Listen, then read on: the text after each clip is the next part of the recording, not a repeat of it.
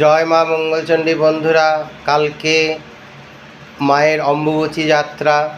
কালকে থেকে মায়ের দর্শন হবে না, মায়ের পর্দার আড়ালে মায়ের যেরকম নিত্য পূজা হয় সেরকমই হবে, দর্শন হবে না মায়ের।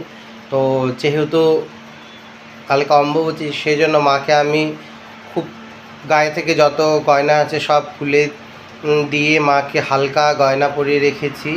আবার অম্বুবাচী ছেড়ে গেলে মাকে আবার নতুন করে শৃঙ্গার করা হবে।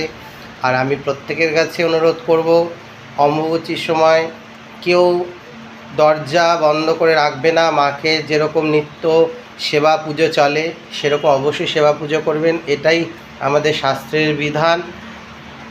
লোকে অম্বুবাচীর সময় দরজা বন্ধ করে রাখে, এটা একদম ভুল। আপনারা অবশ্যই মায়ের এই সময় বিশেষ সেবা পুজো করবেন আর এই সময় মায়ের বেশি করে খেয়াল রাখবেন।